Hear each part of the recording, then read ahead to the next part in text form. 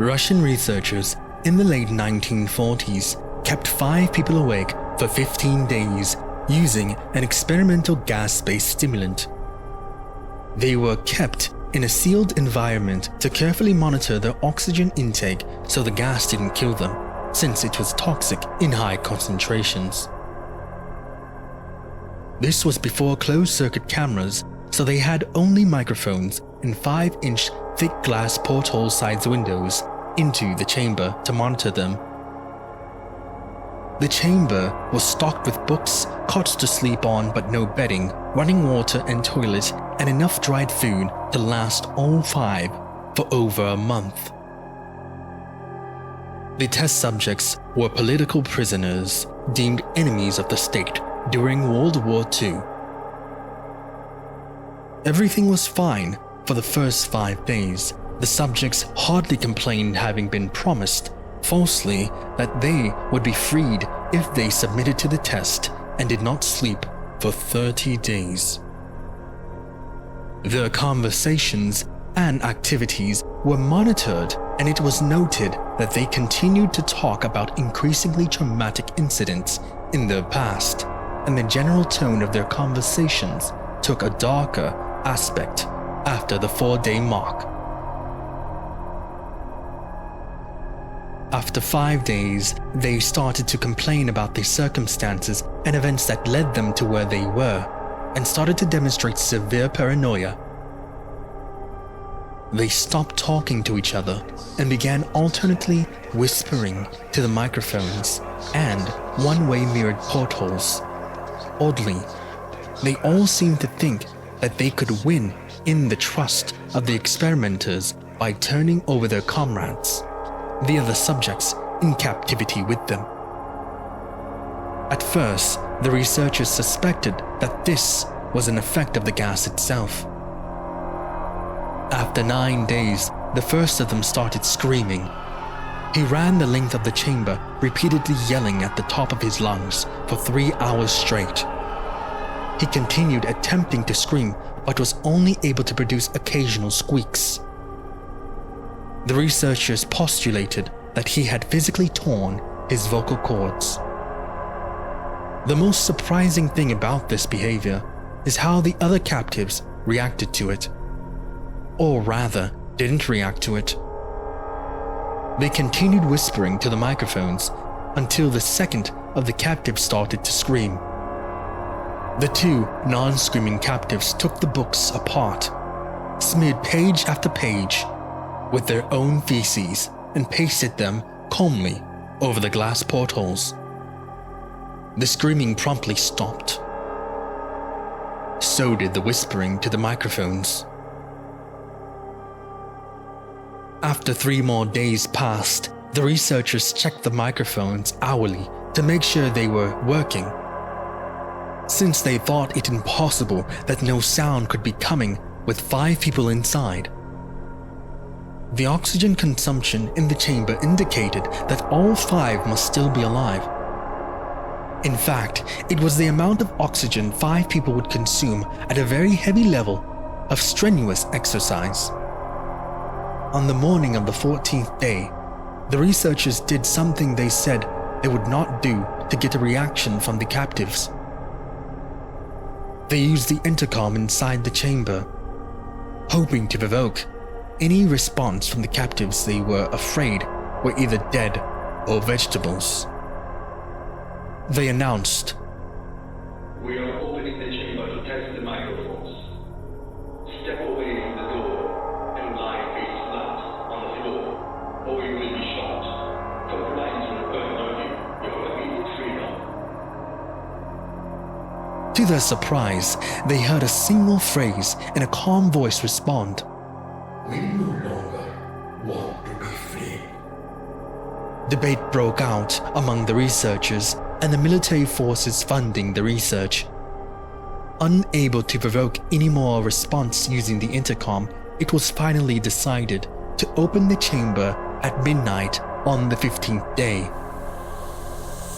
The chamber was flushed of the stimulant gas and filled with fresh air, and immediately, voices from the microphones began to object. 3 different voices began begging, as if pleading for the life of loved ones, to turn the gas back on. The chamber was opened and soldiers were sent in to retrieve the test subjects. They began to scream louder than ever, and so did the soldiers when they saw what was inside. 4 of the 5 subjects were still alive, although no one could rightly call the state that any of them were in life. The food rations past day 5 had not been so much as touched. They were chunks of meat from the dead test subjects' thighs and chest stuffed into the drain in the center of the chamber, blocking the drain and allowing 4 inches of water to accumulate on the floor. Precisely how much of the water on the floor was actually blood was never determined. All 4 surviving test subjects also had large portions of muscle and skin torn away from their bodies. The destruction of flesh and exposed bone on their fingertips indicated that the wounds were inflicted by hand, not with teeth, as the researchers initially thought. Closer examination of the position and angles of the wounds indicated that most, if not all of them, were self-inflicted. The abdominal organs below the ribcage of all 4 test subjects had been removed, while the heart, lungs, and diaphragm remained in place. The skin and most of the muscles attached to the ribs had been ripped off, exposing the lungs through the ribcage. All the blood vessels and organs remained intact. They had just been taken out and laid on the floor, fanning out around the eviscerated but still living bodies of the subjects. The digestive tract of all 4 could be seen to be working, digesting food. It quickly became apparent that what they were digesting was their own flesh that they had ripped off and eaten over the course of days.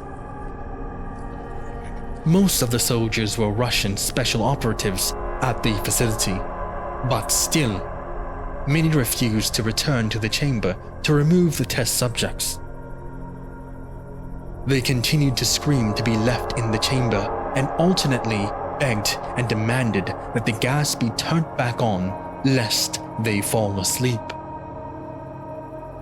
To everyone's surprise, the test subjects put up a fierce fight in the process of being removed from the chamber.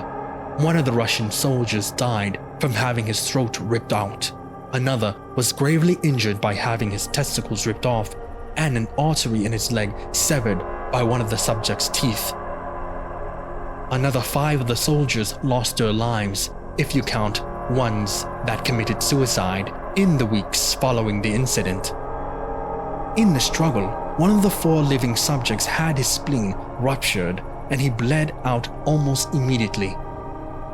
The medical researchers attempted to sedate him, but this proved impossible. He was injected with more than 10 times the human dose of a morphine derivative and still fought like a concerned animal, breaking the ribs and arm of one of the doctors. The heart of the subject seemed to beat for a full 2 minutes after he had bled out. Even after it stopped, he continued to scream and flail for another 3 minutes, struggling to attack anyone in reach and just repeating the word "more" over and over, weaker and weaker, until he finally fell silent.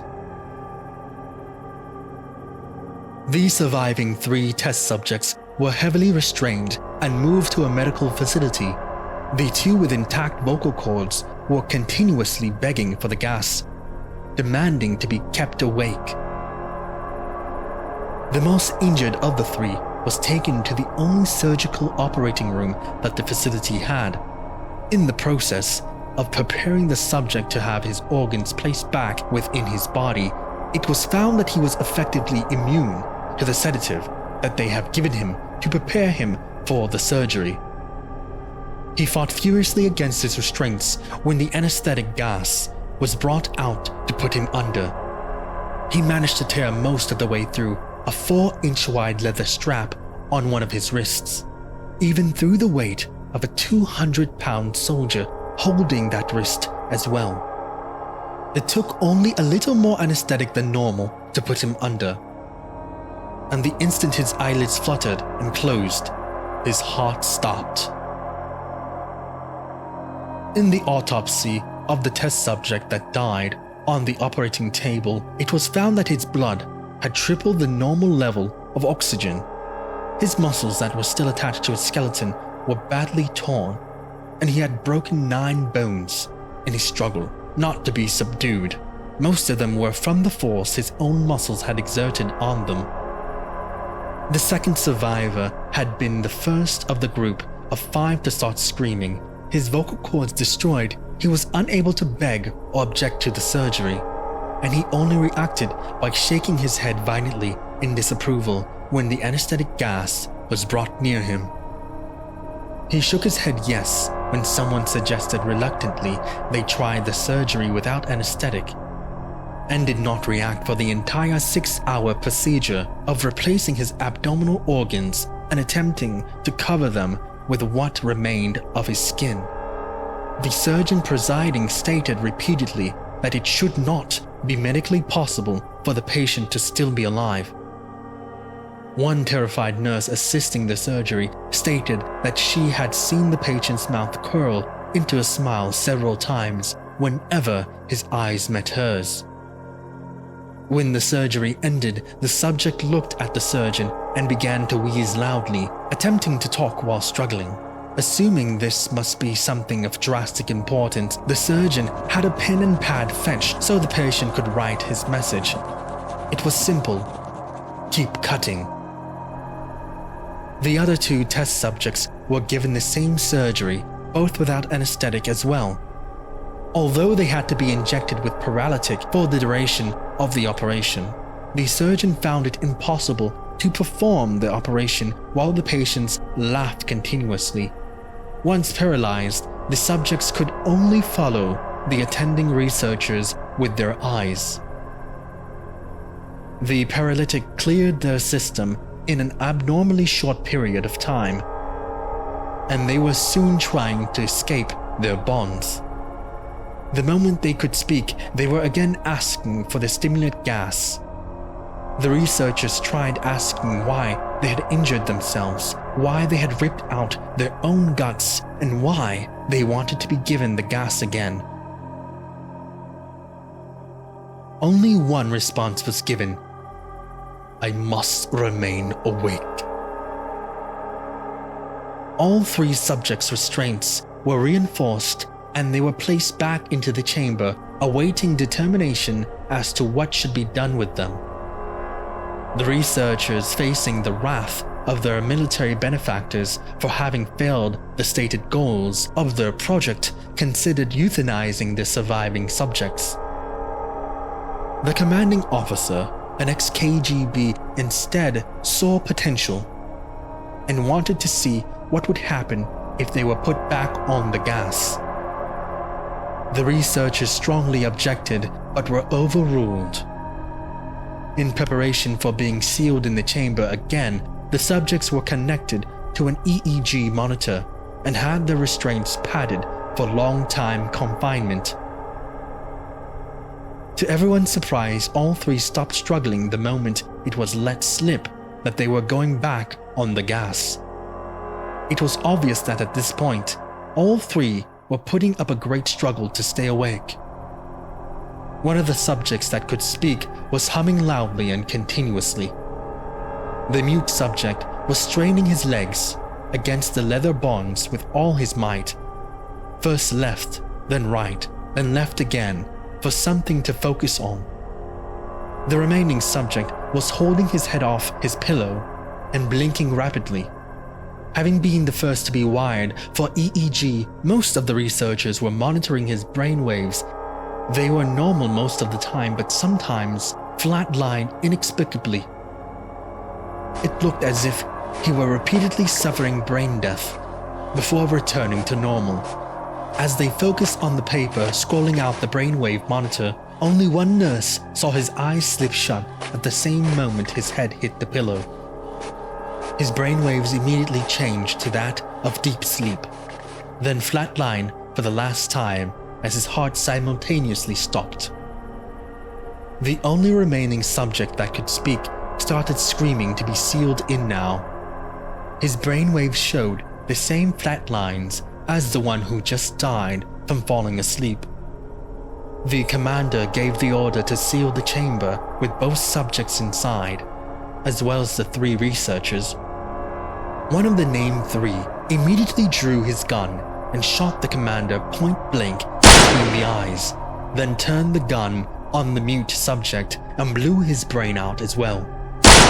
He pointed his gun at the remaining subject, still restrained to a bed, as the remaining members of the medical and research team fled the room.